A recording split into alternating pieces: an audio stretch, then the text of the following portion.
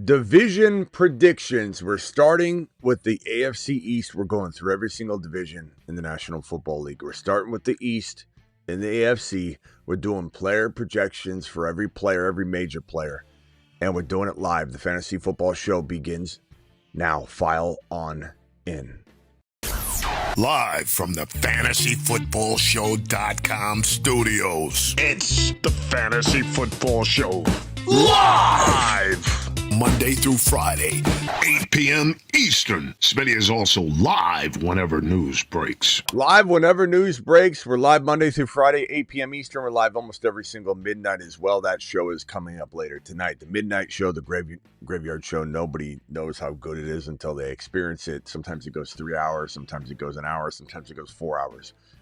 Here we are doing player projections, doing division record projections. We're doing it all, and we're doing it live. And we're going to start off with, obviously, the AFC East, and we'll start off with going down the division in terms of who I think finishes with the better record, go through the players. Starting off with the number one team in the East with the best record, the playoff berth through winning the division, the Buffalo Bills. Now, this is not exactly in order yet. This is actually just a random order. Might be the order, might not be. But we're going to start off with the Buffalo Bills, and we're going to say that this team has a remarkable season. I think that they're going to have we'll call it 13-4 record. I think they win the division. I think they are essentially one of the top three teams by consensus walking into the playoffs to win the AFC, to potentially win the Super Bowl. Adding DJ Moore is just an unbelievable addition that not only helps James Cook continue to cook, but it helps Josh Allen reach a level that he hasn't reached since Stephon Diggs.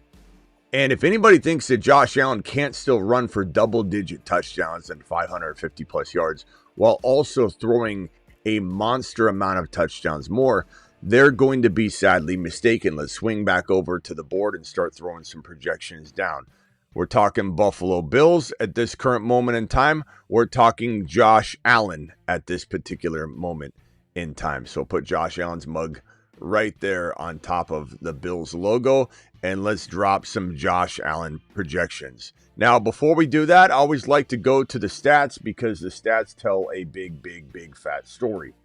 And if we look at Josh Allen's stats from previous seasons, try and cook up a nice, I want to say a combination of what we've seen and what we might see and why we might see it. It kind of helps you come with the stronger projection than just throwing a bunch of mud at the wall and expecting. Sometimes you expect something and you see much greater projections than you anticipated. But we look at a guy that has thrown for 4,000 yards several times, many times in a row. 4,000, 4,000, 4,000, 4,000. Now, this is also a guy that has had trouble as of late throwing for 4,000 and really eclipsing this 3,700 mark. But he's made up for it in touchdown runs, as you can see right here, 14, 12, 15.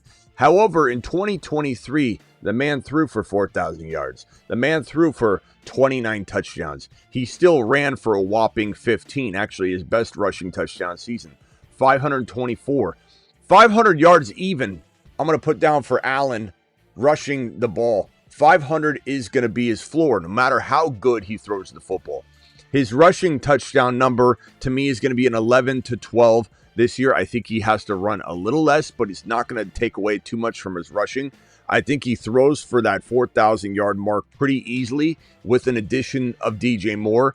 I'm not saying he's not going to be able to eclipse 4,500. In fact, I'd probably say something along the lines of, well, we'll put it at 4,000 to 4,200. Okay, so we're kind of dealing with some floors and ceilings here. And then I don't think that this is he has 29 touchdowns. I think this is him having probably a 33 to 35 touchdown passing season.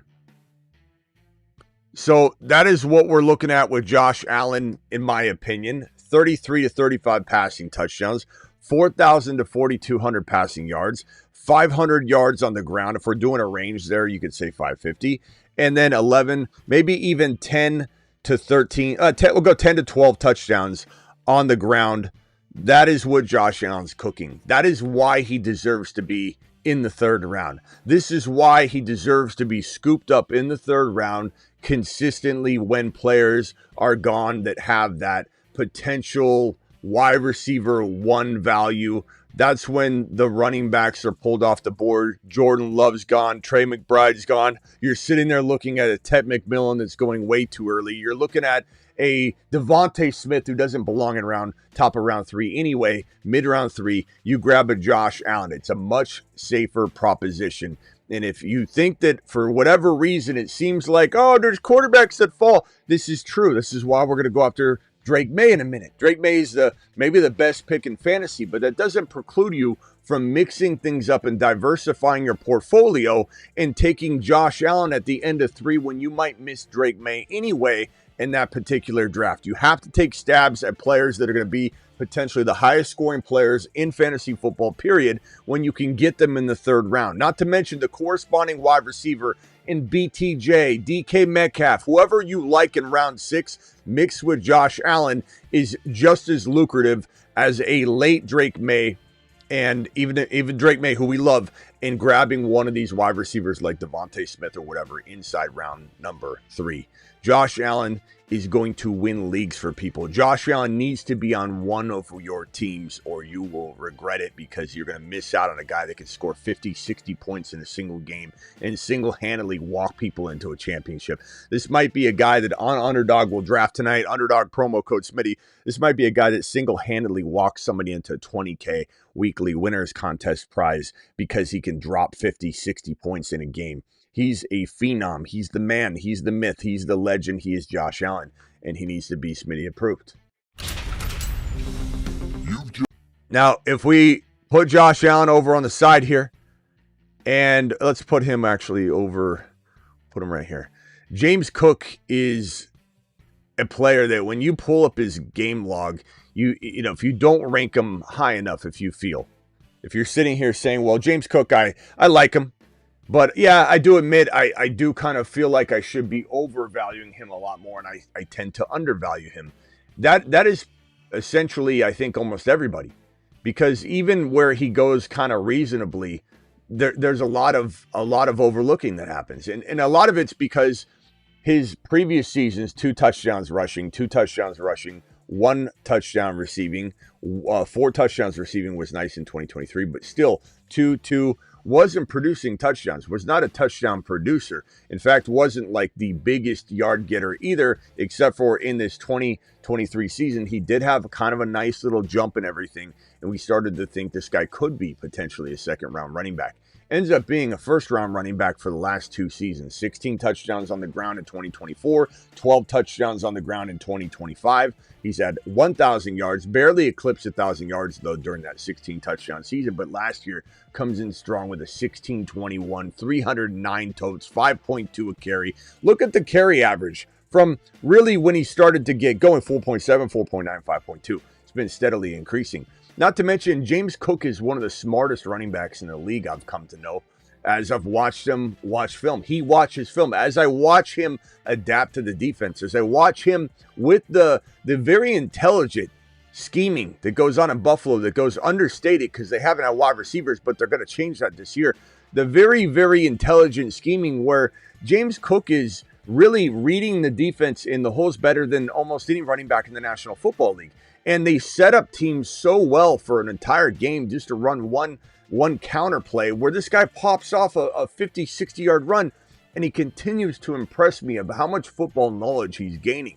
Then you talk about him getting the football more in the passing game. 3 consistent seasons of over 38 receptions. That's very, very good. He's going to average probably around, I would say, 300 receiving yards. I would probably say you're probably looking at, let's look at these touchdowns. I would say 2 to 3 TDs receiving. So this is his receiving work right here.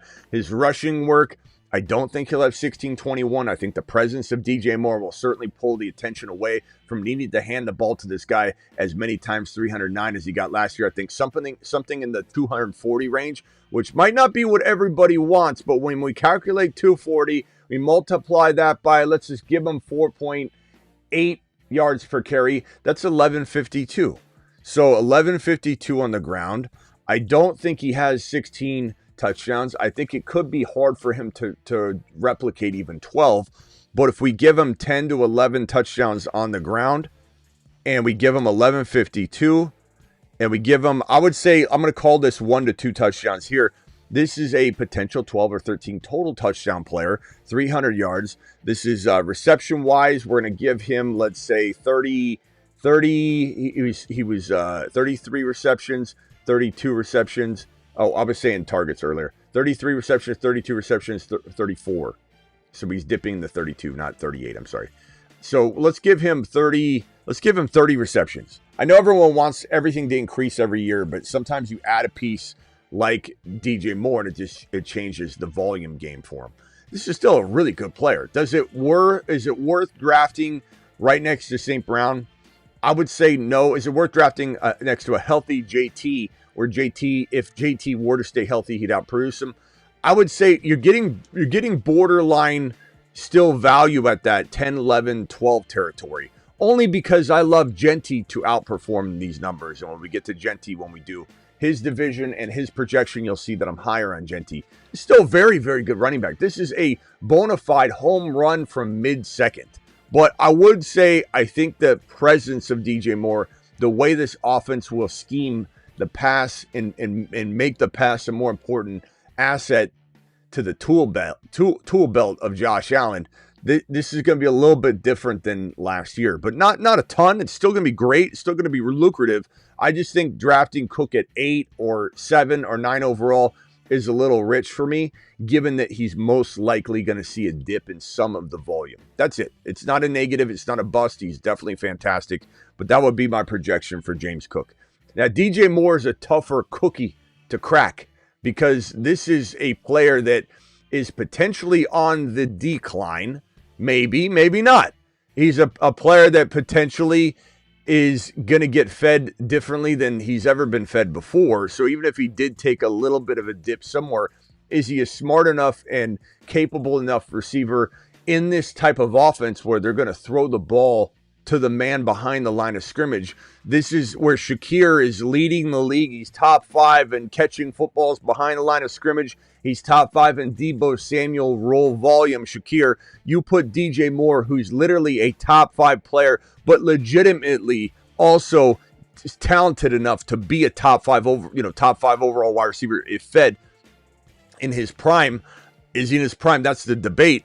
But you hand Josh Allen a more versed behind the line of scrimmage wide receiver. This guy's way better at doing the Shakir role than Shakir. This guy's way better at catching the football than even present day Deebo Samuel, because Deebo's getting older too. The mileage is adding up, and Deebo was number 1 in the league in catching footballs or accumulating yardage from footballs caught from behind the line of scrimmage last year. And Deebo had injuries and all kinds of stuff to his quarterback, to himself. DJ Moore might walk into 200 plus receiving yards from footballs caught behind the line of scrimmage. And Josh Allen and the Bills oftentimes use the short pass and have in the past and will in the future and the present now use the short pass game as an extended version of the run. You've got Josh Allen to worry about scrambling. You got to spy him, know where he is at all times. You got James Cook, who's just shown what I just showed you. He's been producing double-digit touchdowns. They have no way to worry about DJ Moore. DJ Moore is somebody the defense is going to be eyeballing, but they can't do anything about it. And he's so slippery and he's so capable around the line of scrimmage. This might be a ton of targets, maybe low yards per catch because of the nature of the way he plays and the catches that he gets. But this is somebody that I believe, and let's pull up his stats. I think there's going to be a lot more here than people are anticipating. I think DJ Moore might bring to the table a lot more exciting volume than people expect. A lot of seasons in the books. That's the only kind of like negative here is like, does he stay healthy? But this man comes out of a very disappointing, but plays a lot of games. Look at the missed time for DJ Moore. 16 games, 15, 17, 17. So we can say what we want. Landman dropping a $20 super chat in the Rumble building. My boy Landman, appreciate you dropping the wattage over there, young man. Landman, appreciate you. Landman says the following in his super chat. What a monster he is. Landman here, always concerned with the chemistry of a new QB and wide receiver. How do you think DJ Moore will adapt? Well, that's what we're dipping into right now. As you say, he had a dip last year. And any thoughts? Do you think he will script enough plays? So yeah, it's exactly what we're talking about right now. So it's good timing. Thank you, Landman. Appreciate you.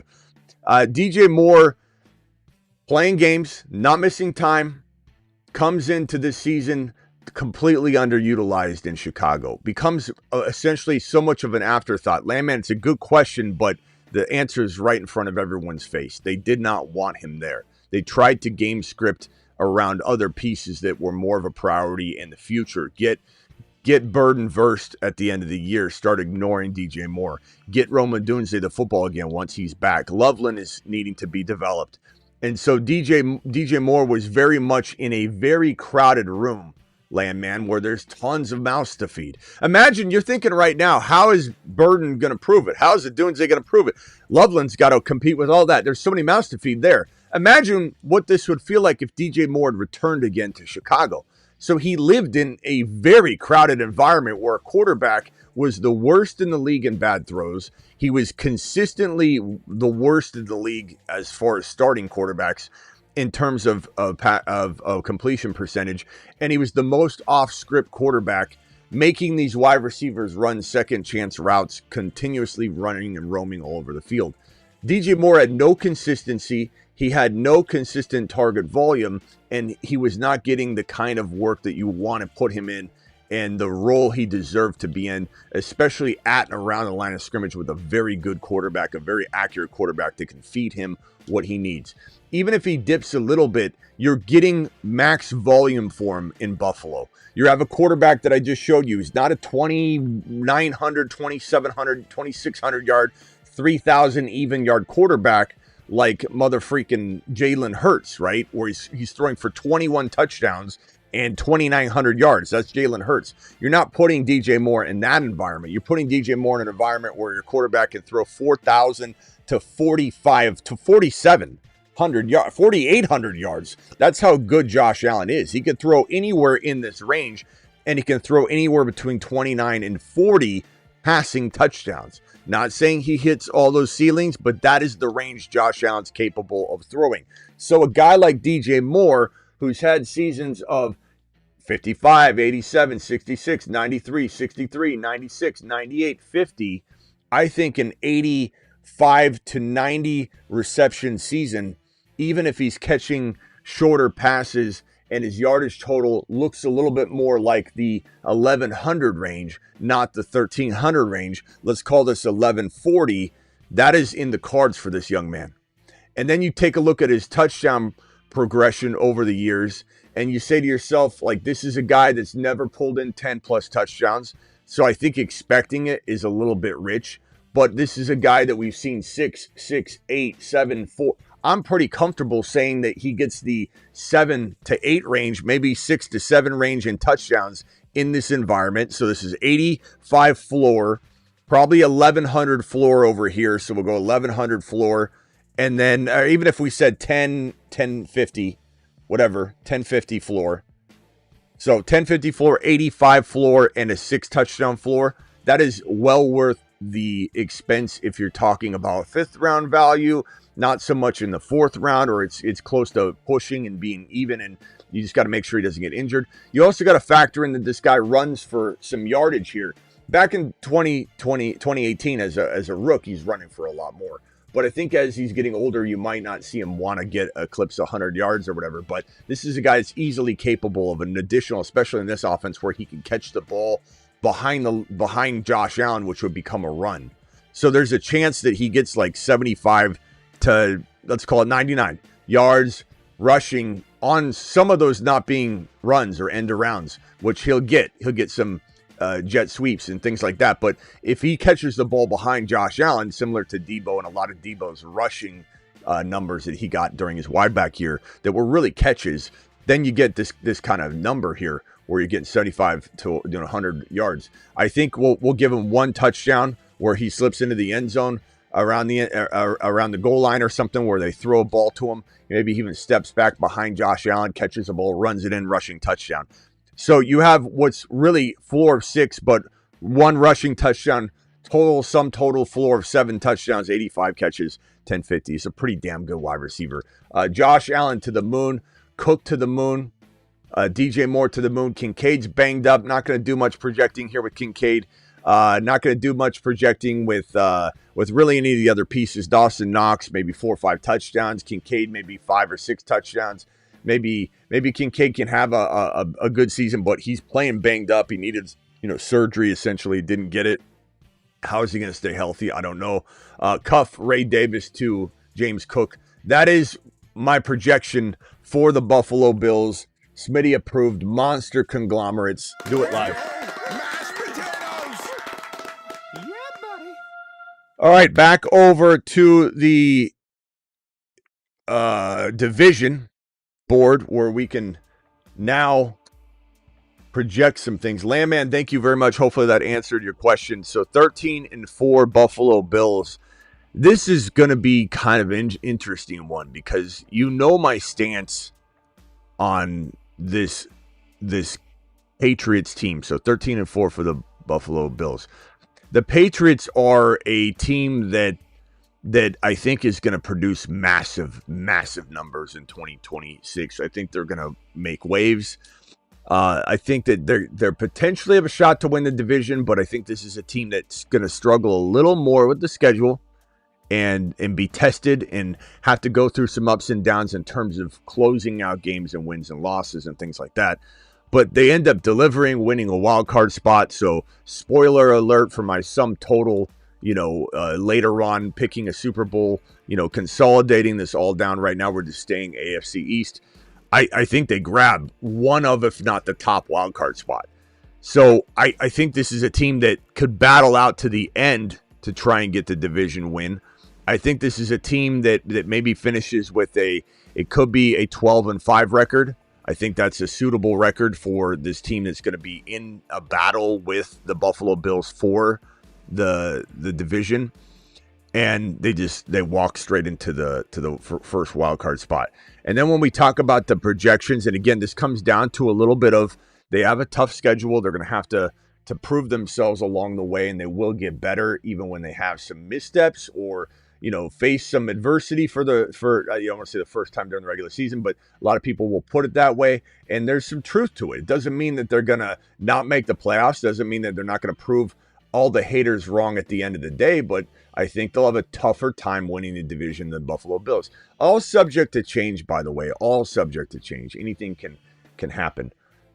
This is a guy right here in Drake May that walks into a season where he just dropped wads all over the place.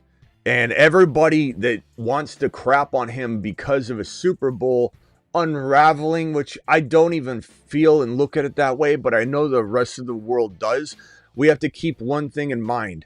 One game happened. One game between when he was the consensus QB2 in fantasy, going in the 3rd round in fantasy. That's where he was going. I know that. And you could say, wait, I don't remember that. You don't remember it. I remember it for you. Because when the Super Bowl was getting prepared for walking into that Super Bowl week, Underdog, promo code Smitty, where we'll draft tonight on Underdog, promo code Smitty. We will be drafting tonight, so hit that link. The links, let me drop the link in the live chat and pin it. It's in the description of the video as well. Underdog will match your first deposit 50% all the way up to $1,000. And we will be drafting tonight.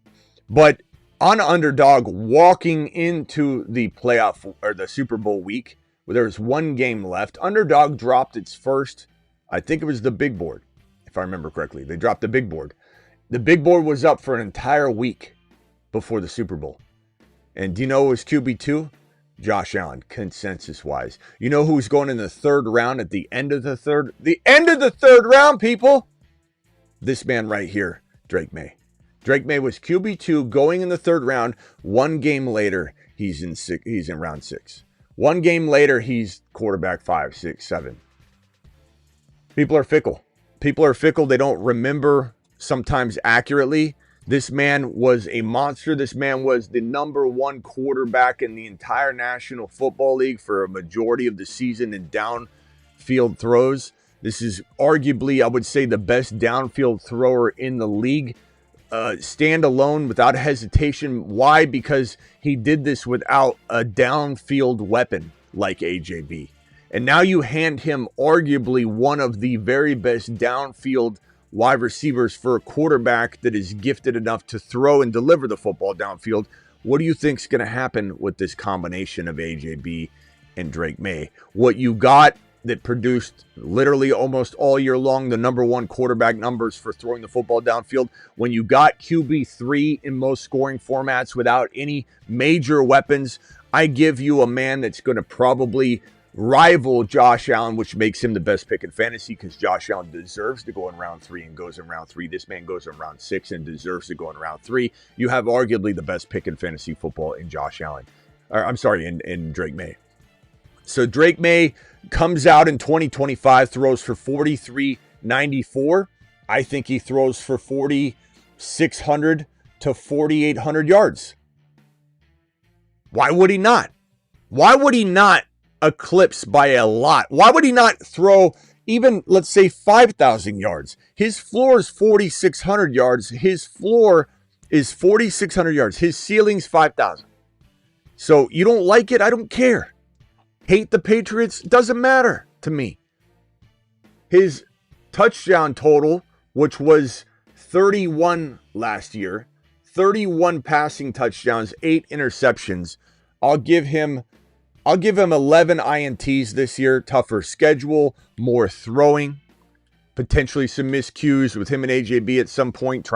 11 touchdowns with more volume is very understandable. It could be 10 to 11 touchdowns throwing. If he can throw 31 without AJ Brown, I think 37 to 43 touchdowns passing seems like the range for me. I mean, look at these numbers. On the ground, the man ran for 421 his rookie year, ran for 450 his sophomore year. Probably going to say, let's give him a safe 400 rushing yards, which is probably low. Rushing touchdowns, 2 his rookie year, 4 his sophomore year. I'm going to say 3 to 4 here. This doesn't dial back because of the presence of AJB. If anything, I could see this being more of a 3 to 6 touchdown potential because AJB is going to have this defense, shaking in their boots. So you've got a number here. This number is pretty much in line with Josh Allen. This is why I say that this is the best pick at fantasy, because he could be QB1. Doesn't mean that every time you wait for him and pass on Josh Allen, again, you need the diversification across your fantasy football portfolio, and you can't always get Drake May. Someone's going to snipe you. So take shots at Josh Allen when it makes sense and allow the other opportunities to grab this guy where he's sitting in round 6. That's the whole point of fantasy football, is to make different predictions and play in different leagues. At least that's the point these days, to make sure you have enough skin in the game to win, to make sure one injury can't take out your entire team. There are some eggs I will put in every basket. Jahmyr Gibbs, I get it. Drake May's one of them. But if Josh Allen weren't so lucrative in round 3, I would say just wait for Drake May and take him in the 5th if you need to, if he's going late 5 and you don't want to risk it. I would say all my eggs in one basket, Drake May. I would say all my eggs in basket AJB, but there's so many other lucrative ways to go. You should be diversifying your portfolio. So these are insane numbers, just insane. QB2, if not QB1. That's the way this man's going to roll. It's the way Dad did. It's the way America does it. It's worked out pretty well so far, and this man, AJB, is going to do a lot of the same stuff that you've seen him do before, but probably at a different efficiency level. So even if AJB dropped off a little bit, missed 2 or 3 games with the knee, We don't know. He's probably going to be as efficient as he's ever been in an environment where this man, Drake May, is smashing this football in his direction repeatedly, over and over and over. These guys will connect like nothing you've ever seen. It's going to look like Brady and Randy Moss in many ways in terms of how this connection just magically goes together like peas and carrots. And so what are we looking at here? 1,000, 1,000, 1,000, 1,000. Let me do it justice. 1,000, 1079, 1456, 1496. Only one season has this man not pulled in 1,000 yards, and he only played 13 games that year. Now, granted, there's some missed time, 13 games, 15 games. But this is somebody that even misses 2 or 3 games. He's getting probably something along the lines of an 80 plus reception season. Almost no matter what, there's a ceiling for 95 receptions. So I would say in that range for receptions. I would say his yardage numbers, I don't think we'll get 1,400, but it wouldn't surprise me if we got a 1,300 as a ceiling and we got 1,145. Just throwing a number out there that feels great. This is probably his range. 1,400 is possible. It's certainly in the cards, but this is his range. Touchdowns, we're saying 7, 7, 7 with Philly, whereas quarterback throws, Jalen Hurts, former quarterback, throws for 21 touchdowns, 19 scores, 18, maybe he gets 25. This is not a good passing quarterback. He's an amazing elite rushing quarterback that knows how to throw the ball a little in the backyard. That's what Jalen Hurts is. This touchdown number we might see get back to a territory where you would say it doesn't make sense if you're a Karen or if you're a total, person that doesn't know ball, a non-ball knower or some sort of novice, a passerby, if you will. But the volume's going to be there. He's never been a player that's starved for touchdowns because of him. It's been because he's been drowning in Philly for as long as he has. First year with Philly, 1496, 11 touchdowns with a quarterback that doesn't throw a lot of touchdowns. If Drake May is throwing for 35, let's say, touchdowns. This is Drake May's TDs from May season. May's dropping 35 plus. I'm not even going in the 40 range, okay? If May's dropping 35 plus TDs, there's not a world that I live in where AJB, even missing 1, 2, maybe even 3 games, doesn't eclipse 10 plus touchdowns. And the 10 is the floor for me. 10 touchdowns to maybe 15. The guy's caught 11 before. Never, ever had a quarterback like Drake May. Drake May is going to throw 5 or 6 of them downfield to AJB. How many is he going to get at and around the goal line? How many will he get? There's just endless ways he can catch touchdowns that he's never seen or sniffed before. His range for TDs might look crazy big, but this is what he brings to the table. 10 to 15 touchdowns. It's a wide range. I'd say just mark it in the middle. I'd say 13 is a real good number. I'd say 1,200, 13 touchdowns, 82 receptions, if you want to know my exact number. That's what I feel. Don't like it, don't care. I mean, I care. My OGs, I always care about you. The complaining Calebs, the upset Ungers, the people that don't like to hear these kinds of things. You hate, like, let's see what Joel's saying here. Joel says, you hate on Philly and Hurts. They are champions. Oh! Joel! I'm melting. Joel, where'd that come from? Where did you pull that out? Was that just right from the hip? Or you just like, wait, he's talking about Jalen Hurts not throwing touchdowns. He's won the championship.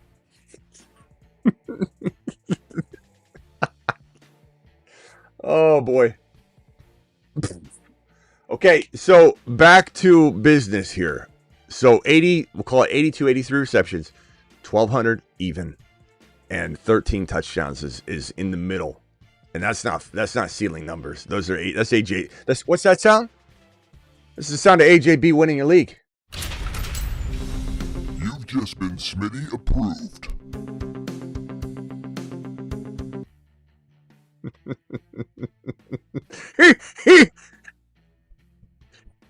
He has, Smitty. He has. Is a champion, Smitty. So is Sam Darnold. Joel, what are you talking about? Let me show you a couple of champions.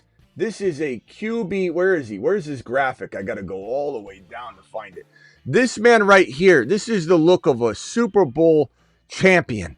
This guy architected everything. So what are you talking about? Okay, anyway. Joel, you're the only one in here that understands what you're saying. All right, AJB, man, myth, legend, doing it live. What a monster. What a monster he is. He's such an amazing fantasy football asset this year. I mean, just going to be fantastic. We've got Trevion Henderson. Now, this is a curious case. We all know that there's a potential for this to go like two different ways. You know, this is kind of like the way I look at this is I look at it like there's going to be two stories, right? And there's going to be two stories of Hendy. This will be, and it's most certainly going to be Hendy with less than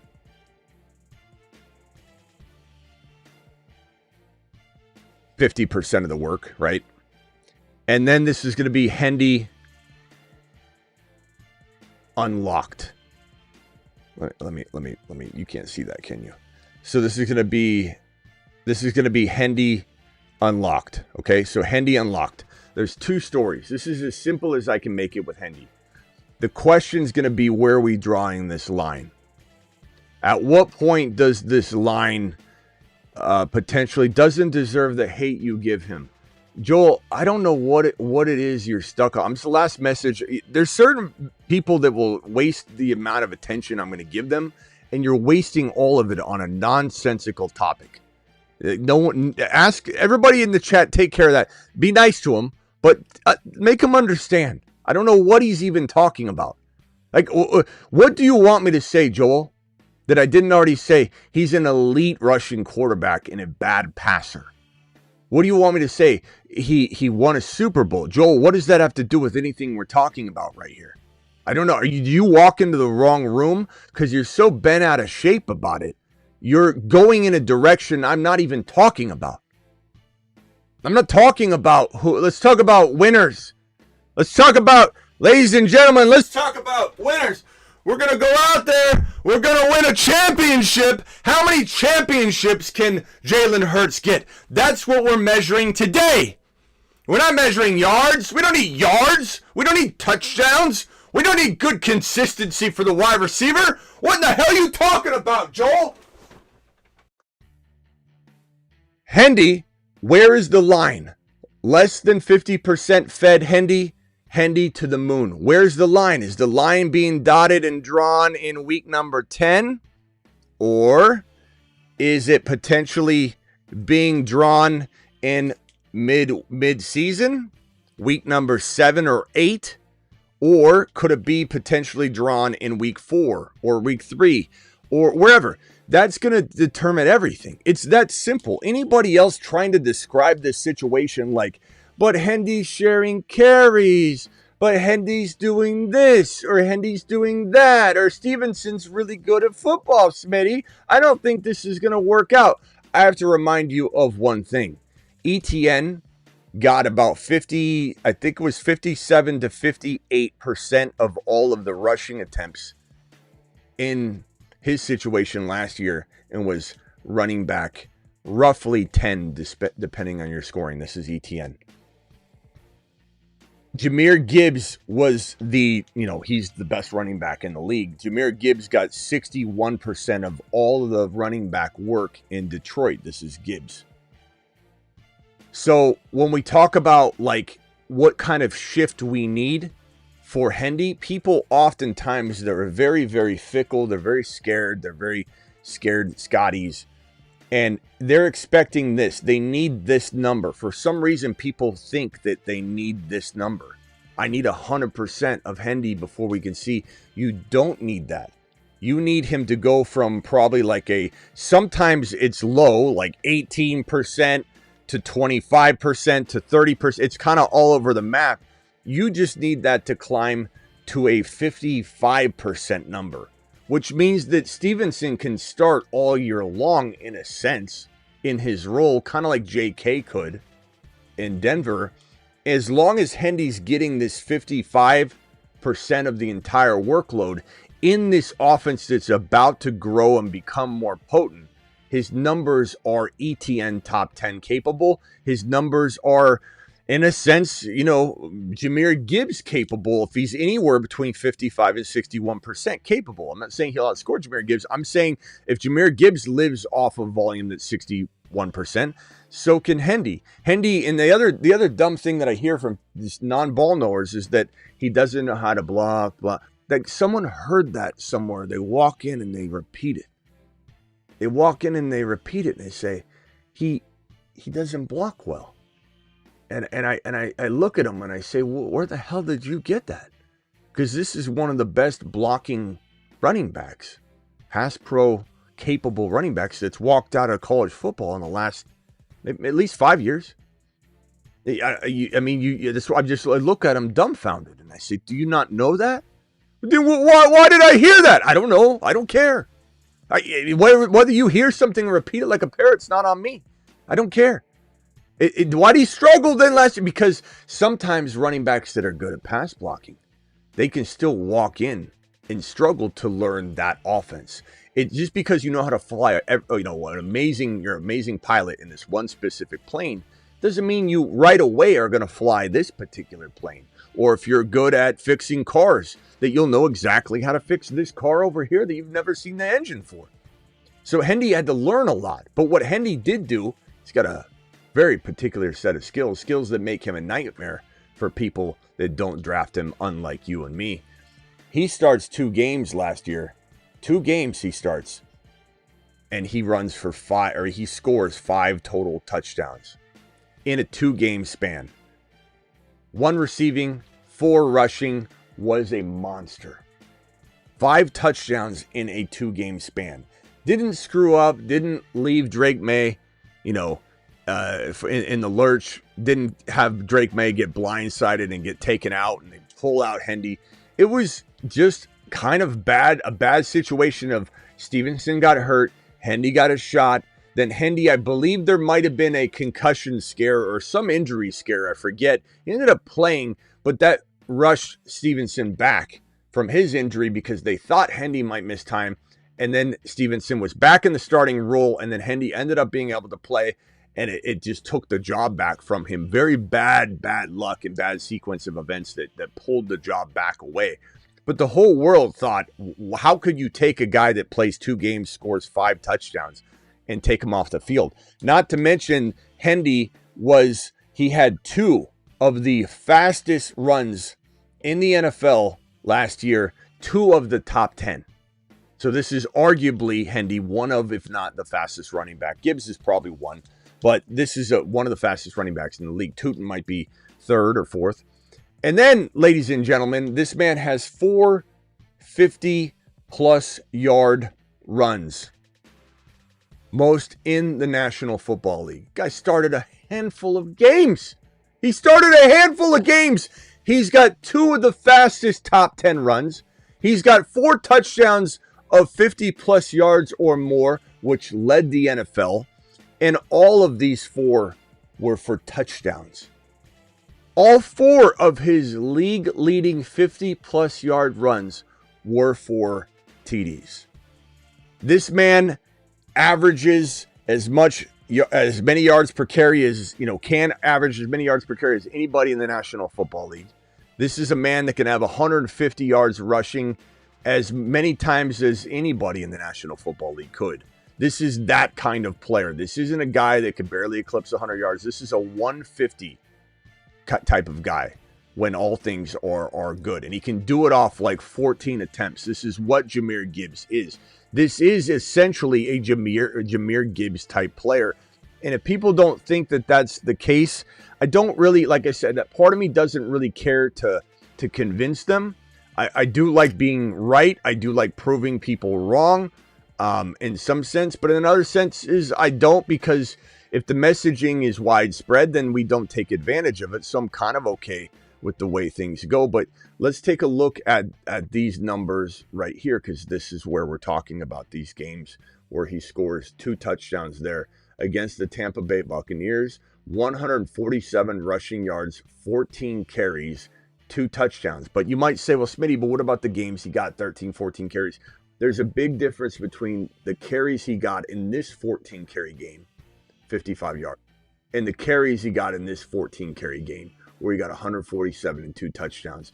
This is what I'm trying to tell people. This is what I'm trying to tell people about. Sometimes Hendy would end up with 13, 14, 15 carries and surpass Henderson in terms of touches. And people go, look, he is getting the touches, but they didn't watch the game. He would have 9 or 8, and then they go into the fourth quarter. They give Hendy these garbage runs where they're not trying to even get a first down. They're trying to just move the ball, burn the clock. Hendy gets 2 or 3 yards. Hendy gets 1 yard. Hendy gets stuff for 0 gain. And it's not his fault. It's the design of the play. It's what they've asked him to do. Don't bounce into the outside. Run this 2 or 3 yard run. Get this first down if we can. Run the clock out. And before you know it, Hendy would have 14, 15 carries. And people would say, he's getting the volume, but he's not producing. Those are non-ball knowers. Those are people that aren't dialed into what's really going on. He's really getting crap carries. He's really getting 7 or 8 carries that still aren't even great carries. They're a little bit better than the sum total of 14 that he ends up with at the end of the game, because they feed him these stupid carries at the end of the game to get him to a number that people just look at the box score Bobbies. They say, oh my God, I'm looking at this. I'm a box score Bobby. Look at me, Ma. I'm a box score Bobby, Ma. All right, prepare for take 1. All right, action. He's a box score Bobby. He's a little sloppy. Box score Bobby. He's a box score Bobby. He's so sloppy. Bobby.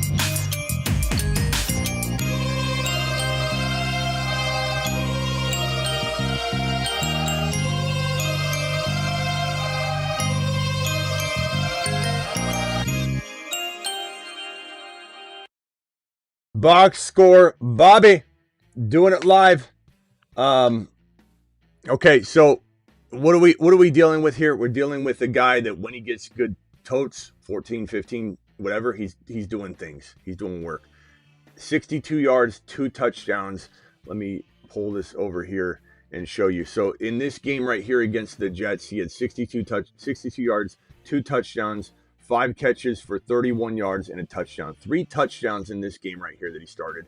2 touchdowns in this game that he started. That's the 5 touchdowns. But that wasn't it. There was this game here. 14 carries seems to be a magical number for him. 14 carries for 148 and 2 touchdowns. He wasn't done. He still had a great game right there. He had one, let's see here. He had 2, what was this game right here?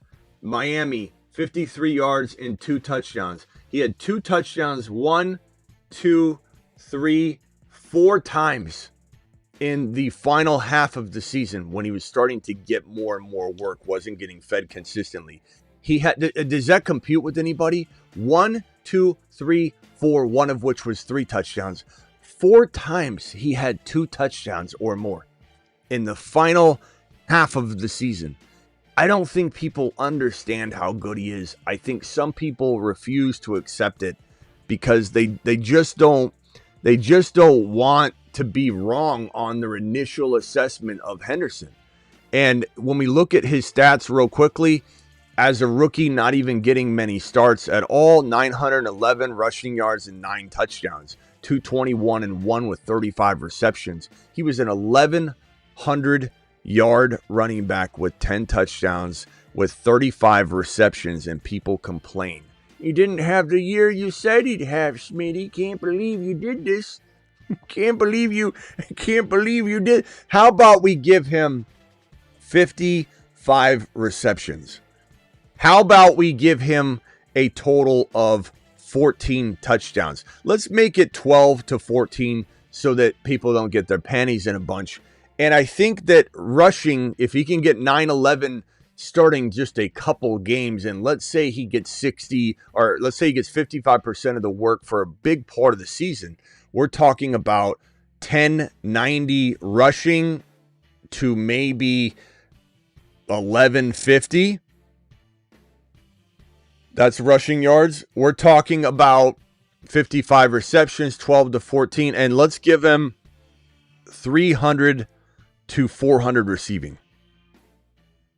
300 to 400 receiving yards. 1090 to 1150 rushing yards. 55 receptions. Let's say 50 to 55 receptions. 12 to 14 touchdowns.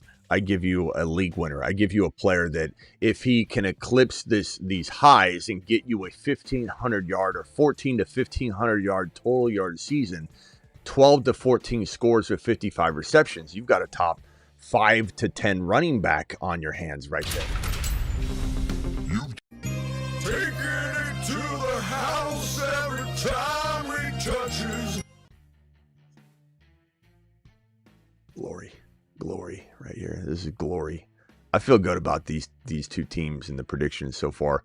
We're definitely we're 50 minutes in. I'm trying to speed through these next two, and there's a lot less to go over from a team perspective. So we'll speed through these next two. I'll say this, that when we go to the record here and we try and predict which one of these teams is going to finish dead last in the division, it's hard. It's not easy. It definitely is kind of tough to get a handle on a team like the Jets that have so much talent but don't have a quarterback, and having I think an offensive coordinator and coaching staff that's going to be scapegoated, so they're set up to fail. They're also a team that probably wants to dive for a quarterback. Now, I'm going to say something that people aren't going to want to hear, and I get that it's, predicting things like this is tough. My concern with Breece Hall would be that he's probably, and you can clip this, and we'll probably replay it later, he's probably one of the more likely running backs that if he stubs a toe in weeks 14, 15, 16, 17, that they sit him. Because they paid him a bunch of money. The team can't win now. The team's trying to get the best quarterback in the draft. And this is a risky player to own at the end of the year with nothing to play for. That has a little bit of an, you could say there's a little bit of a concern that he, might come with a little more injury risk than the average bear.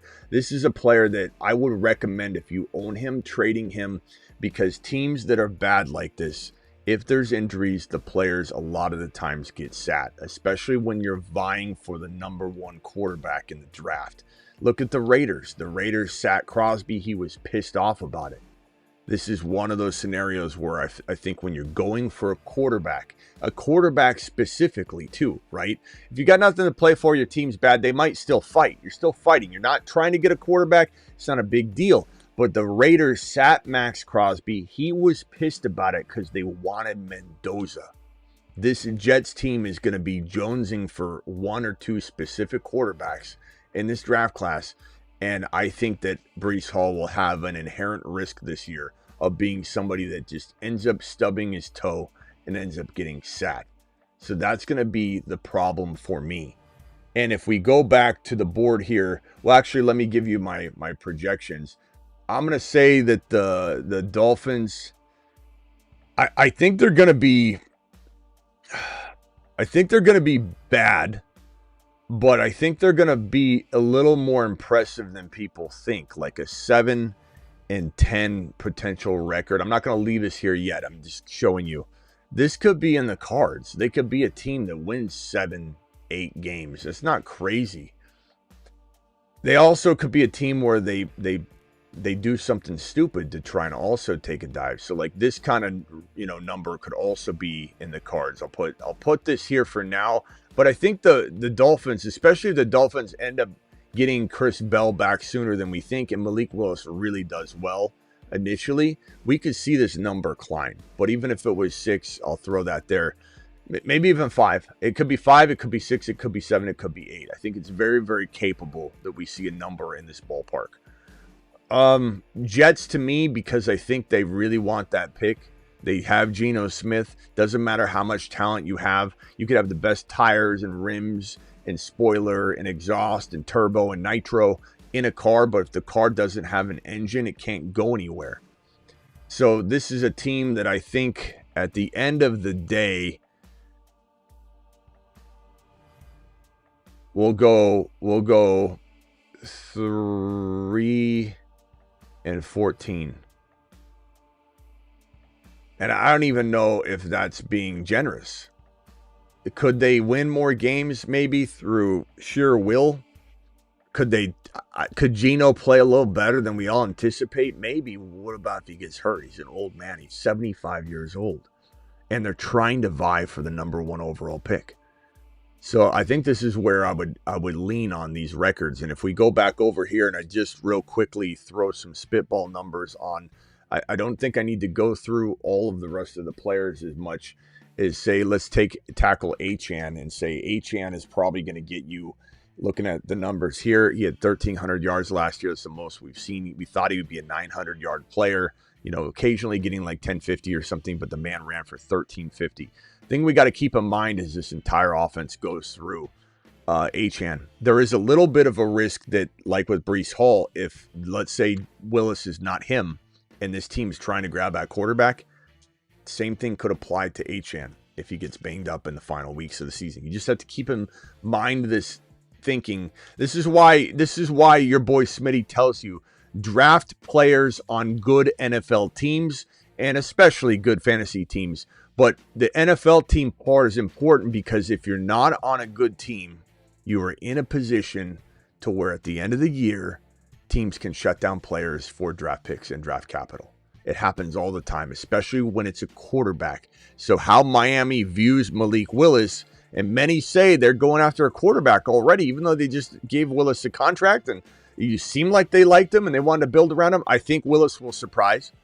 But does Willis have enough support? The team won't even bring in Deebo Samuel or Stephon Diggs unless they sign him while we're going. So, I don't know. I think we're probably looking at a 1,100-yard rusher. I think 1,000 to 11 is a reasonable. I don't think we're getting 1,300, but this would be a lot. I think that Malik will dump off to him more than people think. We give him 55 receptions for 400 yards receiving. Give him 2 to 3 receiving TDs. Give him probably around 6 to 8 touchdowns. Not that big of a difference from last year because he had 8 touchdowns. He had 4. But the yardage is where he probably takes a little bit of a hit. I don't know that we can expect him to run for 1,350 in this offense.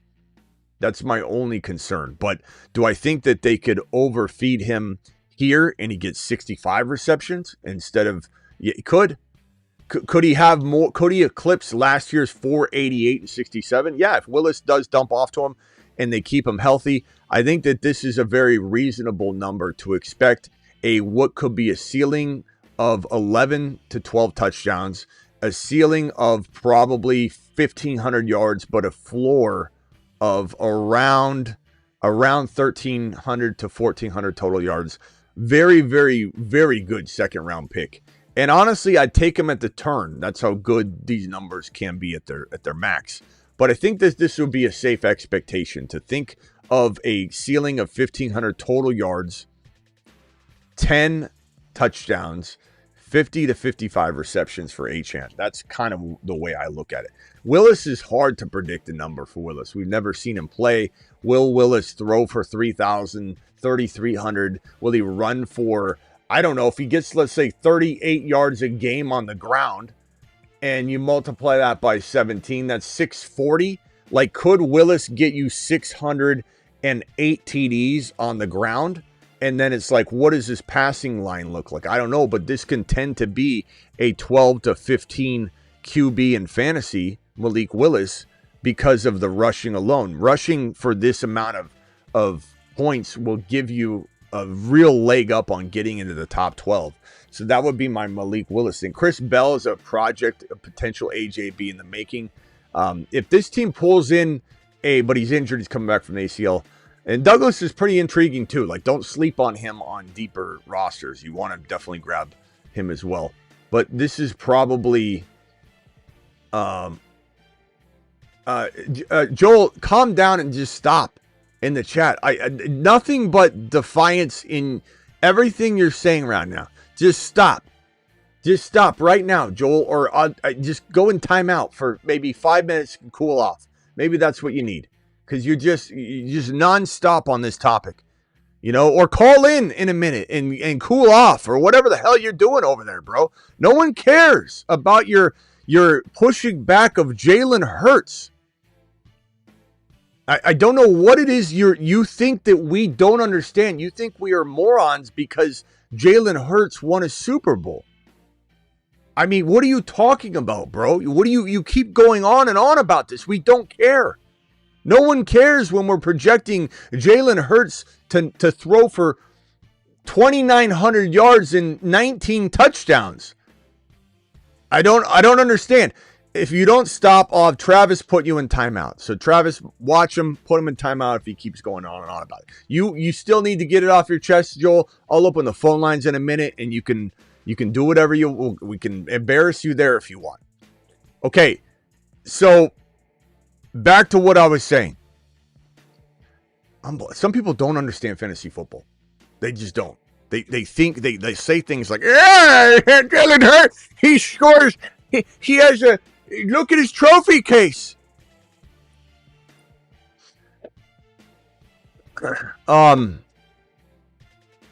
Don't know that there's any other Dolphins we need to go through. Hard to predict Willis's entire stat line, but I think the rushing should help you to understand he's got the 12 to 15 capability. Truly does. As far as Garrett Wilson, let's throw Garrett Wilson's mug on screen. And I threw Breece Hall on.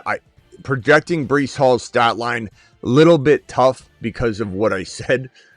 But I think if he does stay on the field, you're talking about a player. Let me pull up Breece Hall's career stats, and we can hit those and get a real good sense of what he could do if he stayed healthy. If he stays healthy, then we're looking at a really nice potential line for the young man. But that's not something that's guaranteed, and that's kind of why I caution everybody about, even Achane to a degree, losing teams tend to sit players when they get banged up and they're chasing a quarterback in the draft. It's just a very, very unfortunate thing and reality that you got to face if you're drafting a player on a bad team. That's why I tell you, draft players on good teams. Breece Hall, first 1,000-yard season on the ground was last year, surprisingly.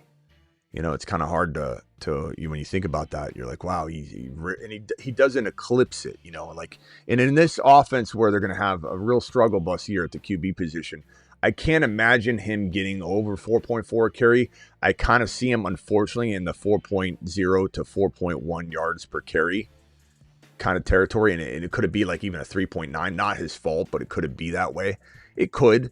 Some would say this team's really, really good other than Geno Smith, and I get that. But again, without an engine, how's a car with nitro and a good spoiler and the best wheels in the business ever do anything? How's it move down the field? I think 900 to 950 seems right for Hall. This is for Breece Hall. I think that you're probably looking at, he's never had more than 5 touchdowns on the ground. So how does he have that? I'd say 4 TDs on the ground. He's pulled in reception-wise a 76 reception season in a peak environment for him, 57 and 36. Honestly, I don't know that things are going to get crazy improved, but let's say he has 43 receptions. Let's say he pulls in 380 and receiving touchdowns. He seems to linger in the 1-3-4-1, so call it 2 to 3.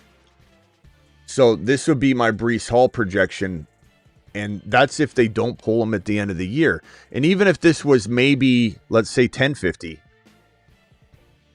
and let's say the ceiling was more like 4 to 6. I'm just trying to think optimistic here. So he has the potential to get you 9 to 10 touchdowns. He has the potential to get you around 1,400 yards. He also has the potential to get you 9.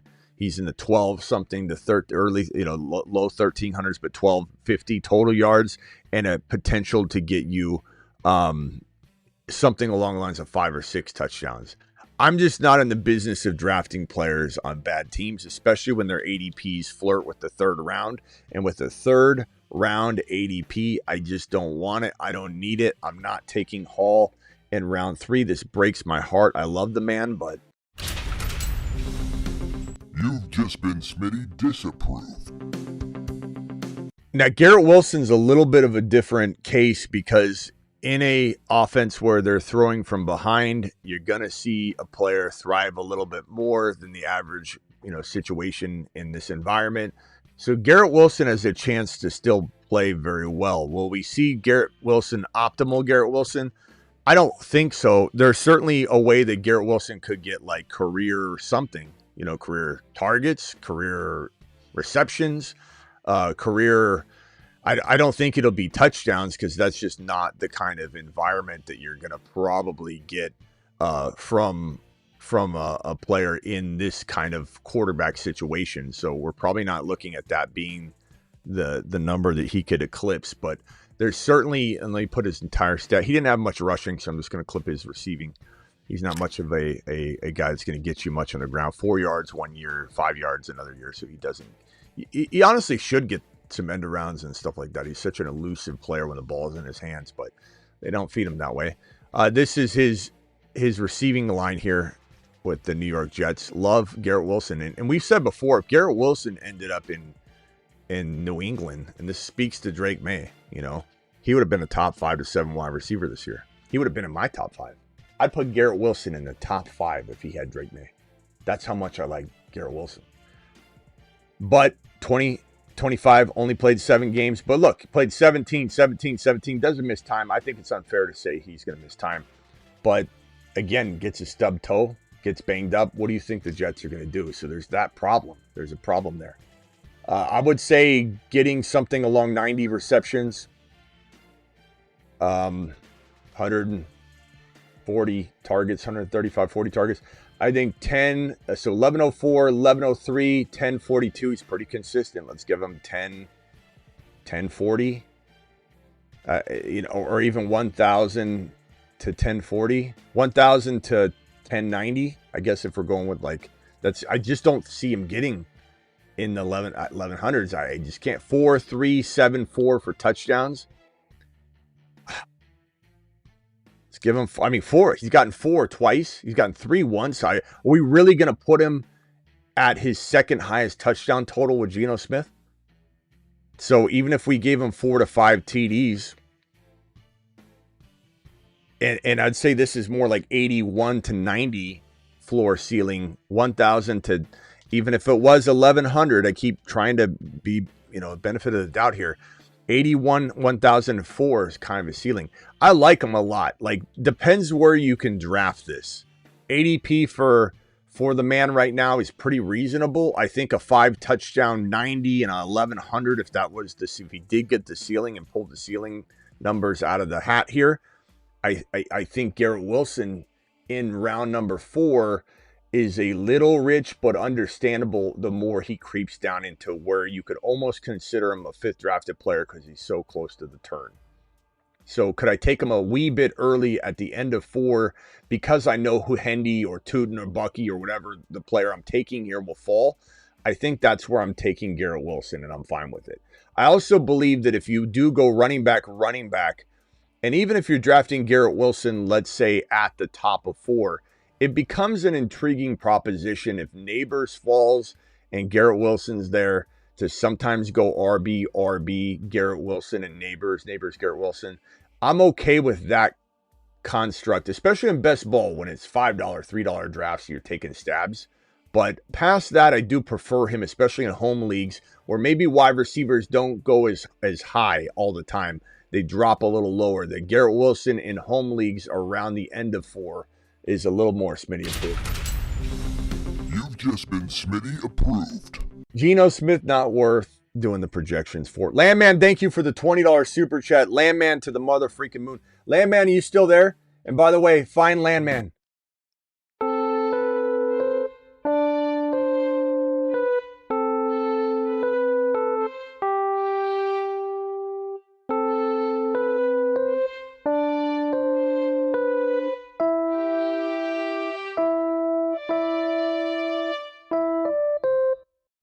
Travis is on the case. I don't know if I didn't move him, let me know. If he's still in the same spot. I may have not moved him. You'll have to tell me if he's in the same spot. If he is, I'll redo that. Landman, are you still there? Landman, appreciate you. FDX in the building. D Money in the building. Everybody on Rumble, appreciate you. 140 in the building over on YouTube. Travis and the boys all here. Appreciate every single one of you. Super chats will be handled in order in which they're received. Phone calls will be had. Dial in. Call into the show. Call into the show.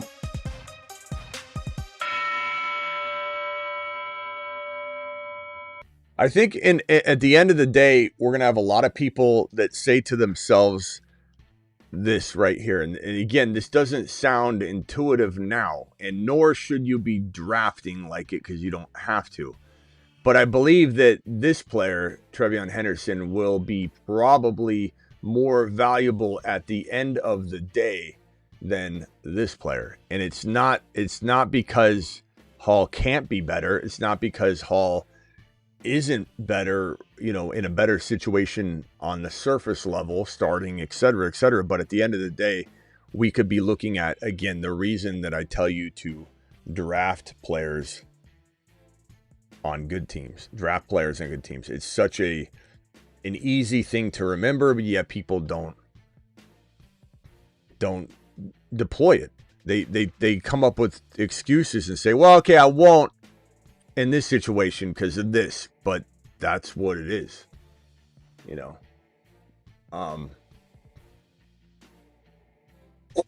So dial in. The phone lines are open.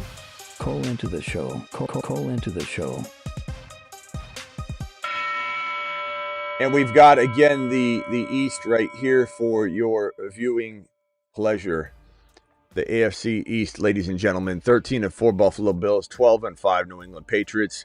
Cellar dwellers here, but what a group of fantasy football monsters in this division. It took a while to get through that. That was an hour and 12 minutes. Mashed potatoes!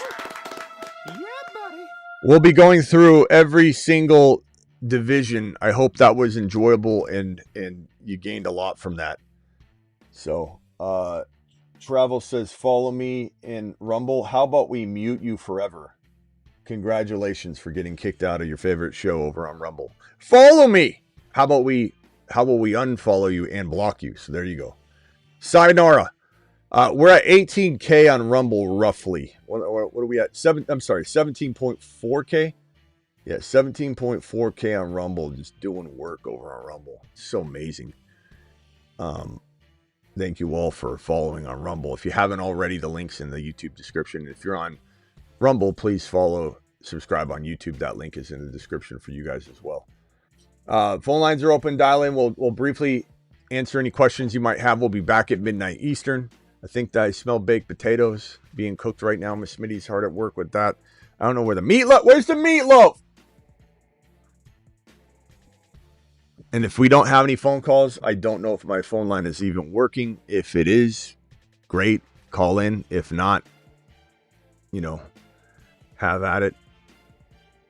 Joel, I don't really feel like repeating and talking to a brick wall, but if you got to get it off your chest in order to survive the chat and live like a normal civilized human being instead of talking for an hour and 13 minutes about the same topic like a robot, like talking to a brick wall, like you don't understand the difference between NFL and fantasy, you can call in if you want. I don't understand what it is you don't get. Landman is still in the building, he said. Landman. Mashed potatoes! Yeah, buddy. That's my boy. That's my boy, Blue. That's my boy, Blue. And if anybody wants to drop any predictions that they want to potentially, say, I feel this, I feel that, I like it, but I think this, go ahead. Like if someone thinks Miami's going to be 4 wins, I get that too. Like even looking at this right now, I want to put more than I want to put 6 or more, but probably better off to put 5 and 12.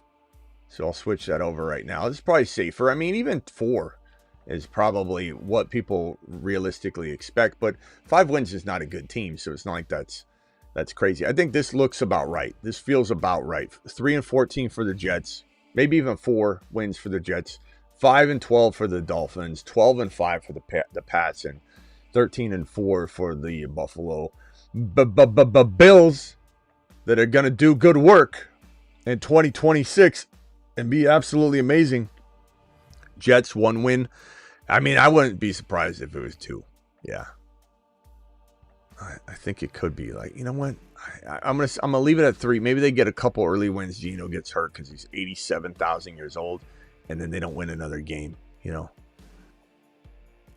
If we're still here, you're calling. Yeah, I don't know if I might be here. So yeah, call in if I'm here. If not, no worries. Travis says you're calling in 10.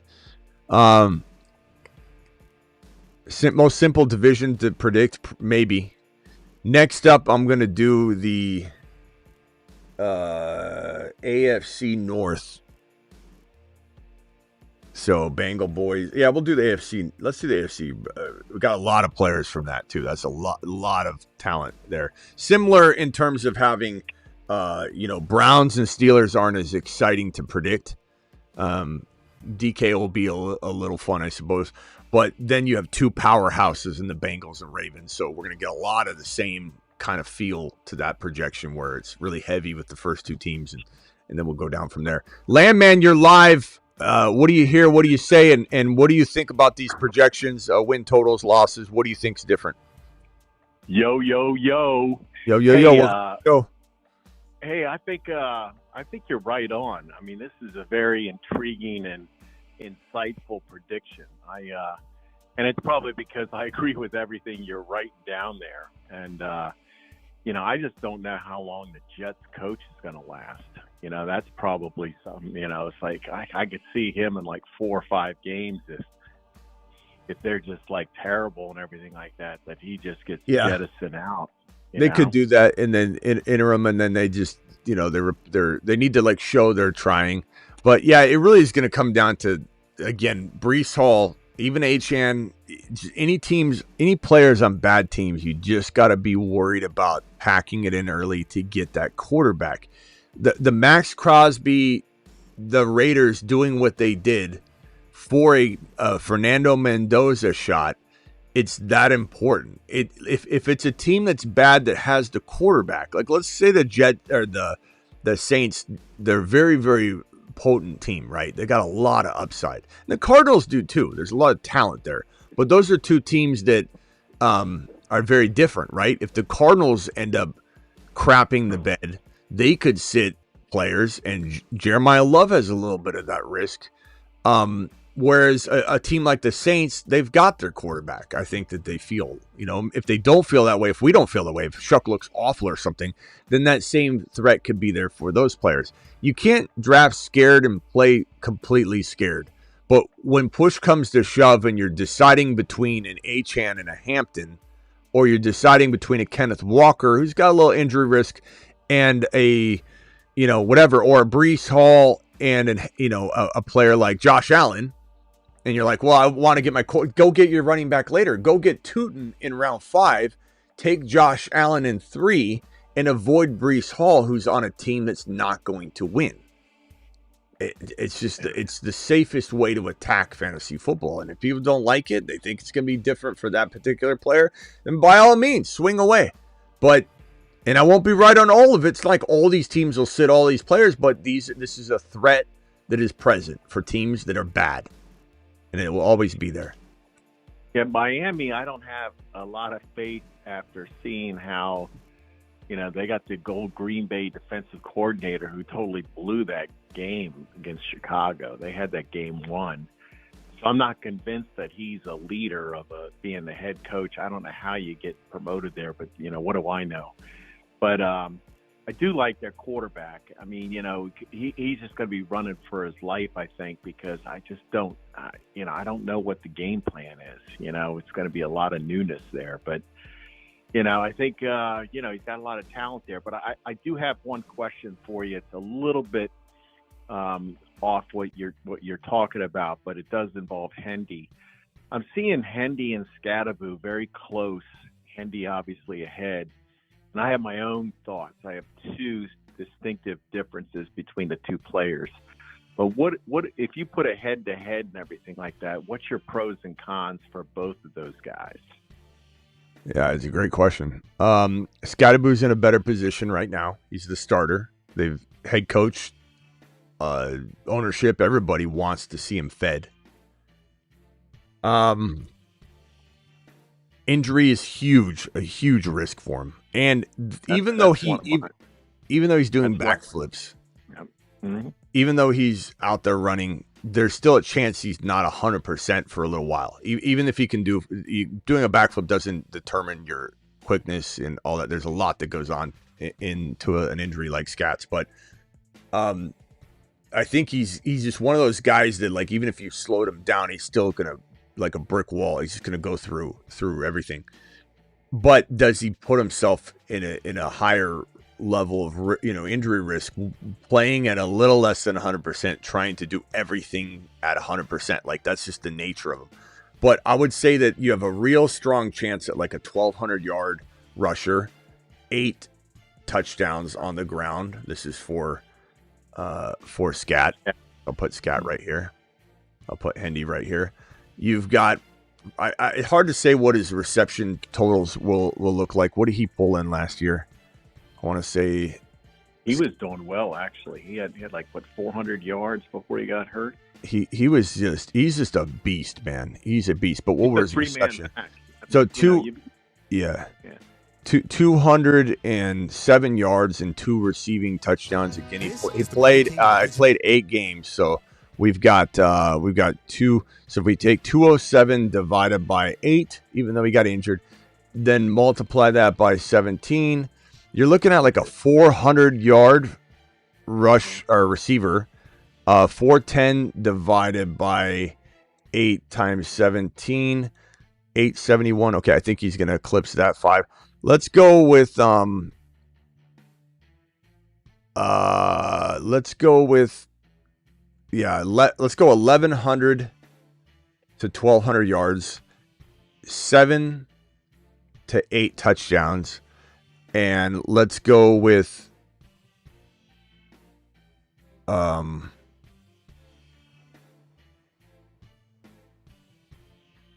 40, 390, and 2 TDs. So that's a really, really, really good season from somebody we're drafting in round 4 or 5 territory. Where's his ADP right now exactly? Let's pull up the ADP board. Scattaboo's going at 4.7. So mid 4, getting you this kind of line would be unreal. Like this is low end running back 1 numbers at the very least. Hendy has a much greater chance of under delivering on the sum total numbers, but once he gets in there, over delivering on the points per game, fantasy points per game. Hard to say. That's why they're going this in the same round, is because they both have the same kind of potential and upside. I think Hendy, who had 1,100 total yards and 10 touchdowns last year, this is where I like Hendy more. You're talking about 10 touchdowns is what Scat probably paces out to. Hendy got this starting just a couple games. So I think that and as I projected earlier, my numbers for Hendy were, what were the Hendy projections? Let me see if I can go back and find it. 1,200. Let me get it exactly. Yeah, well, while you're doing that, there's another thing too, is from completely as a drafting these guys, it used to be Hendy was like, a 50-50 thing. Now you don't even look at the handcuff with Stevenson. And you have to look at the handcuff because of the injury propensity that's there, for Scat. And that's the only thing. It ties up basically 2 picks. Yeah, but I don't think I'm starting.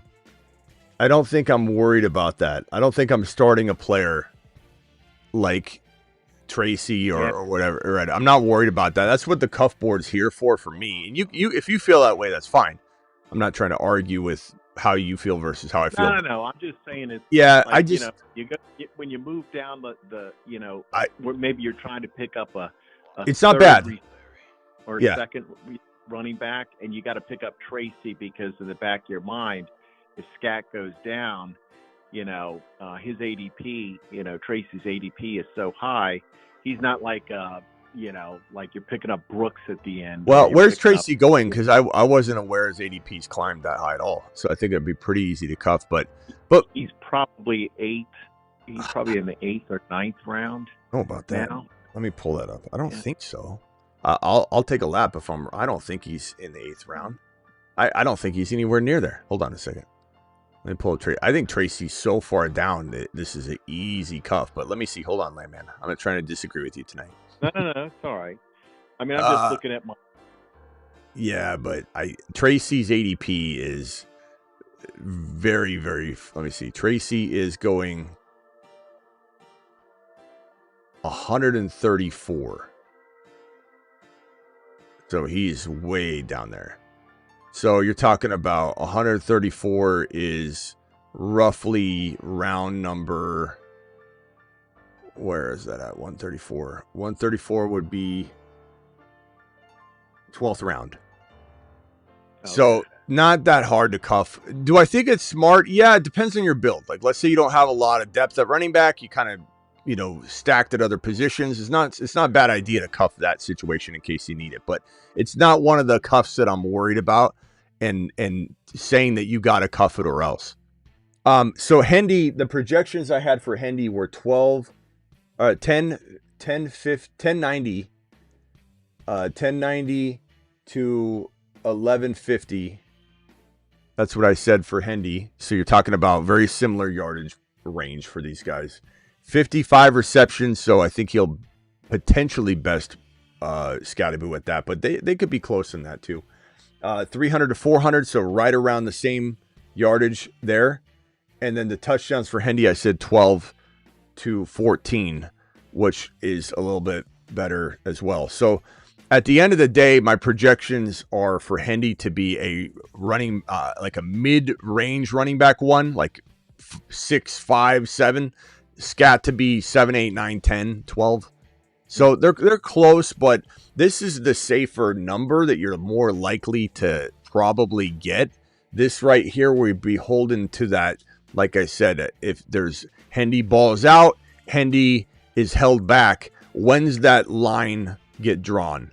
Week 8, to where those two different stories are told. If the Hendy balls out story is only told in the final 3 weeks, then that's going to obviously impact it. But if Hendy's reborn as a starter, and starter only has to be 61% of the touches, Stevenson could still be in the lineup, then we're talking about these numbers. So they're very close. I'm going to lean Hendy personally, but not enough to where I wouldn't mix it up a little bit. If I had 5 drafts side by side with this decision, and I could only make this decision, I'm taking Hendy in probably 3 or 4 out of the 5.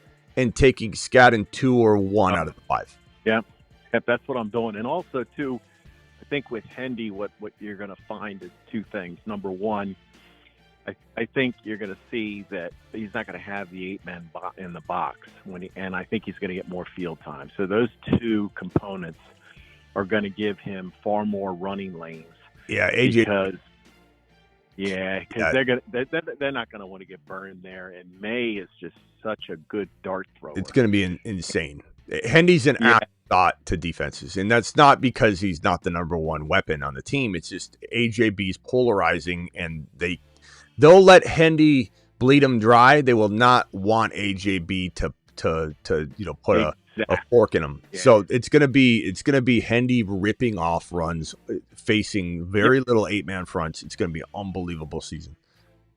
All right, I think. All right, I'll let you go. No. What else you got? No. I'm good. I just wanted to call in and everything like that. So I just hadn't called in a while, and I just wanted to compliment you on your analysis because when I look through it, it's always a great idea, and you're always, giving everyone their praise when you agree with them. You know what I mean? And I'm like, yeah, that's about what I like. Before you even said the 1 loss, I said, yeah, that's about where I would put it. Well, the only question was, the over or under, how long the Jets coach last. Yeah. You know? And I think projections, like even if I was to come out here and just throw around numbers, it wouldn't be the same show and it wouldn't be the same numbers if I didn't do the way that I do it. And I think it's real important to do it this way where, you know, you pull up the stats, you start to look at the baselines and oftentimes I leave a show going, I thought I'd predict more yards for him. I thought I'd predict less yards for him. I thought so. It's a real promising way, and this will be very telling when I get to the Chicago Bears about what Caleb's numbers could be. But because this doesn't lie, it's hard to lie when you break down all the projections. It really tells a story that sometimes your mind or just, you know, the capacity to take it all in and spit it out allows you to tell. And so I think analyzing it this way, projections are always a little different than rankings. And a lot of my projections drive my rankings on the fantasyfootballshow.com because of that reason. Because some people will say, why do your rankings say something a little different than what you just said? And it's because the projections aren't always, you're not flying by the seat of your pants giving a prediction. Projections are really, really important for really honing in on what is actually capable. Because when you say, I think AJB is going to have 15 touchdowns, and then you look at, you know, the quarterback situation, this is why Devontae Smith to me doesn't make a lick of sense at the top of round 3. Because when you're doing projections and you look at the damn quarterback who struggles to throw for 19 touchdowns and hit 3,000 yards, and you add Wicks, Hollywood Brown, all these weapons, and no, none of them are better than Devontae Smith, but they're all going to eat a little bit. And AJB wasn't even fed properly. And this man struggled to throw for 3,000 yards and 21 touchdowns when he had AJ Brown. Now he's going to struggle to throw that even more. So the projections really help hone in on what you really think. Yeah, one other thing you married that was really good, because I always think about if you're going to pick two players that are of equal value, you take the one that has the better team. And so when you put those records out there, it's a nice subliminal message. And then you start to put the yardage with the studs out there, and you marry those two together, you start to get a really good analysis from a layman's perspective when you're doing your draft. You know? So that was helpful for me and everything like that. And I don't want to give you too many praises. People are going to think we're related or something, you know. Hey, Dad. Hey, Dad. Hold on 1 second.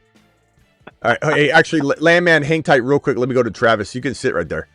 Travis, you're live. And then Overcome says Tate for Judkins and late first rounder. I mean, it depends. If you need a running back Overcome and you don't need Tate, I could see doing this. But I also would try and flip Judkins later. Do I think I could get more out of Judkins in the late first rounder than Tate? I think that might be where my mind goes. I probably, if you told me no one's going to buy the first rounder, no one's going to buy Judkins, I'd rather have Tate push comes to shove because I think Tate's going to be so good. So complicated. You could almost maybe you're giving me more information here on this $10 super chat. Thank you for the $10 super chat as well. My buddy and I had a big trade. He got eaten alive on Reddit. I personally don't think it's bad. He sent me Nico and a late 27 first for my Hendy Stevenson and a mid-early 27 second. So Nico and a late first rounder for Hendy. Well, the reason he got eaten alive is because the value's not there for Hendy yet. Hendy has arguably 5th round value. Nico's got 2nd round value. And even in Dynasty, even if it's borderline 2nd. So this is like what we're trying to talk about last night when we were having discussions about what could be and what is. If a home is appraised at $500,000 and you buy it for $750,000 because Smitty tells you it's going to be worth $1 million, you're losing your shirt and you're not making the right decisions. So to buy Hendy at this cost it makes you look like you don't know ball. So your buddy did get taken because the fair market value commanded that he get more and he didn't take advantage of that. He's buying off of the spec, which could be right, but you're losing your shirt on the upside that's available to you. You can't buy a $500,000 home for $750,000 when it's appraised for $500,000, no matter what you think it's going to. So he got worked in this trade. But it doesn't mean that it can't work out, but it could have worked out tremendously for him had he followed the script. That's the problem people have sometimes when they follow my content. They hear me say something, they listen to Smitty, but they don't hear Smitty. And I say something about Hendy, then they go make a trade for Hendy. I'm not saying your friend did that off of the advice on this channel, but he might have heard it and he took it wrong. Go get Hendy, but go get the world with him. Trade a guy like Kenneth Walker for Hendy in Dynasty and go get a whole boatload more. Get BTJ and Hendy for Kenneth Walker or Hampton or something. That's the problem I have with some of the people. Layman, don't go anywhere. I'm going to come back to you in 1 second. I have picked 20 in a rookie draft, Parker Washington Jr. I own, oh no, sorry, that's not Parker Washington. Mike Washington Jr. Or Genty. I don't, yeah, the 20th pick. Sure. Yeah. Scoop that up. I mean, it would depend. I think Gray Sculptor is a player out there that you're not telling me about that I'm like, whoa, but like Chris Bell, I love a lot. I could definitely, if he was out there or something, but if you let me know who's there, I can better help you. But in a vacuum, smash the cuff, get it buttoned up. Travis, you're live. Hey, what's up? What's up? So I actually think like the Dolphins and the Jets are going to be like 5-win teams, and if one of the two quarterbacks completely cratered, then that's when you might see a 2-win team. I just think like I don't like Geno, but I do think it's a better situation than it was with the Raiders. So I think he can probably be like a league average guy. I don't think he's 2023 Geno anymore, but if he can't do that, and they have I forget the guy's name that was even in last year playing, or I know people are starting to hype Cade Klubnik, but I don't really believe in him either. If those guys are starting, then yeah, I see 2 or 3 wins. But I think if Geno sticks, they might end up kind of screwing themselves, because they'll end up with 5 or 6 wins, and they, then don't have a top 3 pick. But definitely could be the case. But I think the way my mind works with it, at least, is that you put him in a better position, maybe, but then you make him older. So it's like, does it wash? And he just ends up, it doesn't matter. Yeah. So it's hard to say, because he's literally, what is he, 36 years old? How old is Geno? He's old, yeah, 35 or 36. I mean, yeah, maybe a year and a half ago, if you put him in this situation, he could have done well. But it's like, it's hard to hold on to that. I mean, he's one of the oldest. I understand Flacco. There's some anomalies, but he's not one of those people that has proven to be, effective for even a long enough period of time to be some sort of anomaly. I also think that the Jets want the number 1 quarterback so badly that's why Breece Hall scares me, because they will sit him at some point if he has a hangnail in like week 15. Yeah, end of the season is concerning. I mean, other than that though, do you view him as a pretty safe RB2, or are you afraid he's going to be worse than that? If I could trade him, I wouldn't be crazy afraid, but like in best ball, I don't draft Breece Hall at all. I just don't. Not in the third round. Not in the third round. If he was to fall in a home league to like the 4 or 5 turn, and it's like, wow, home league's so much different than a best ball draft, I could maybe see myself drafting him, because then I'm not like relying on him. I'm saying, okay, I'll get a lot of goodness maybe here, and then when it's bad, I'm going to rotate straight over to Tootin, who went in the 6th round in my grandma league. So now I got Tootin as well, and everybody has that league, especially like a 10-man league or something where you have players on your bench. You're like, I want to start him. Right. You got Jordan Tyson on your bench. You're like, I want to start him. So like that world maybe, but I just don't want anything to do with Breece Hall in a vacuum sense. Bad team. Worry the hell about that end of the year, and then it's just like all of his metrics will be down. I think, because how could they be up? Maybe I know a lot of people say they got a lot of talent, but again, nitro, good wheels, spoiler, best paint job, hood scoop, car goes, but you have no engine. So how does any of it matter? And maybe you're right, Geno plays better, but we heard that going into Las Vegas that, people don't realize he's pretty good. We saw trash. And yes, he didn't have Bowers. Yes, the offensive line was horrible, but some of that all went awry because he was so bad. And I don't know, 1 year older, I just don't. And you know what it feels like? Tell me it doesn't feel exactly like it. Russell Wilson. How many times did people think, no, wait a minute. There could be, he's going to the Pittsburgh Steelers. There might just be a little bit left here.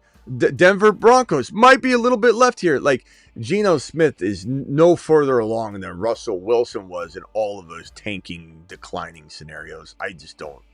I think it seems like everybody wants it to be good. We want it for Garrett Wilson. We want it for the rookies. I don't know. Yeah, I wouldn't touch any of them.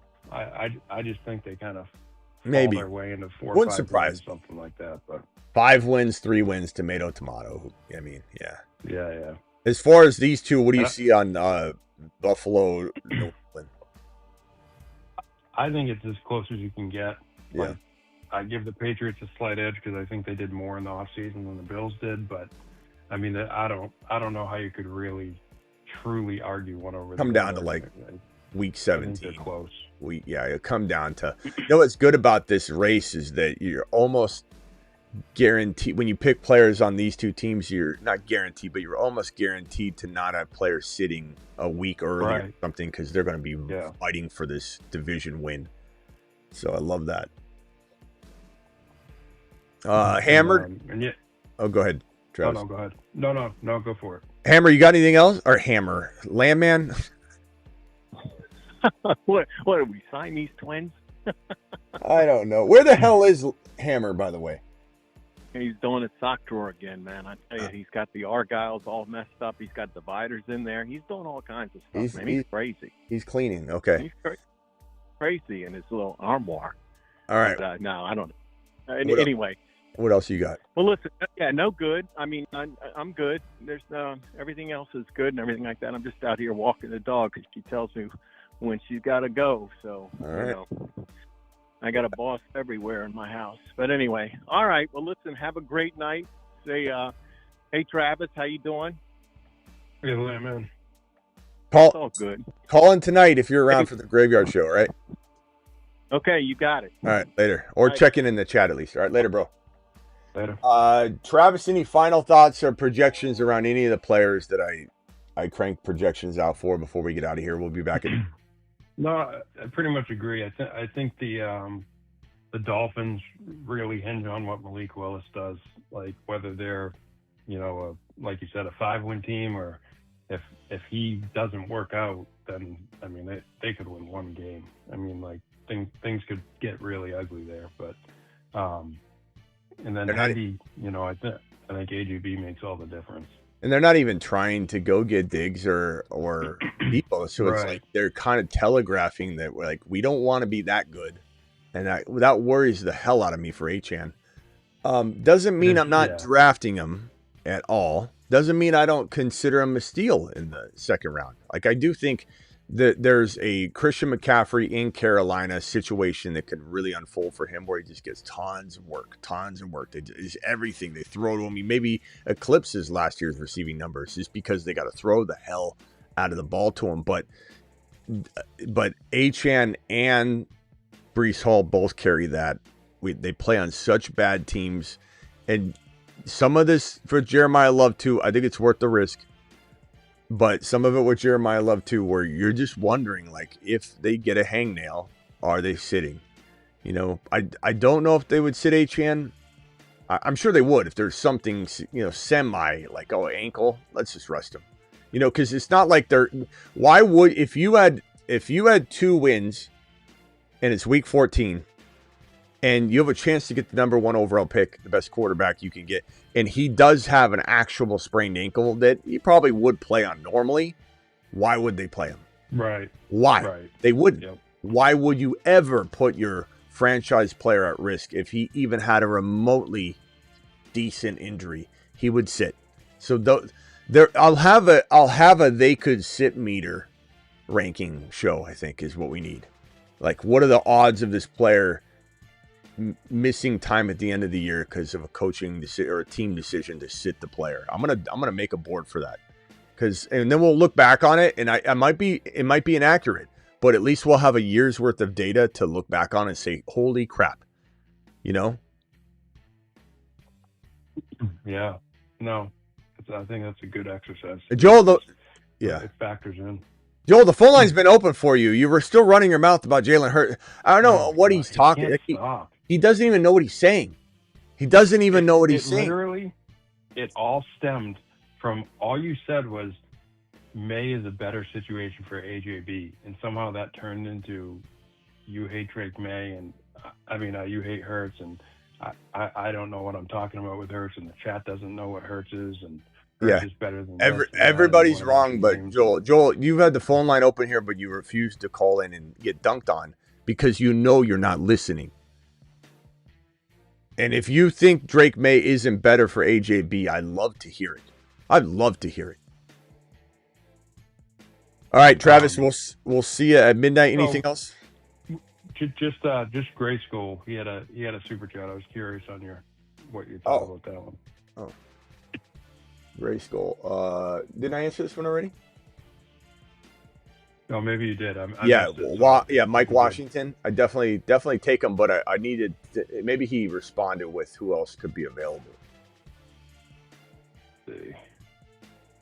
I said, Gray Skull, if you missed it, I said grab Washington, cuff him for sure. But it would kind of depend on if there's like a Chris Bell there or, but it's a pretty easy smash. That's what I was saying, because depending on the league, and he owns Genty, so it's probably even more likely that Washington falls, but I see Washington go from the second to third round of rookie drafts. Gray Skull, who's there? Mid to late second to third. Give me the top. Yeah, he hasn't. Maybe he hasn't drafted yet. He's just predicting. He should be there at that pick. He'll be there. I'm almost positive he'll be there. It's just a matter of who else is there. Yeah, I think I need to know. Picks he has. I need to know a list. Like, am I taking a gamble on? I'm taking a gamble like Brazel falls further than I am that Mike Washington falls further. I could be more important to cuff it than to go after some guys that, All right, Travis, we'll see you at midnight. Yep. Thanks, Smitty. See you then. Later, bro. Bye. Appreciate you. All right, guys, we're out of here. Appreciate every single one of you. Thank you for the super chats. Thank you, Overcome, with the Double Gray Skull with the super chat, Landman with the $20 super chat.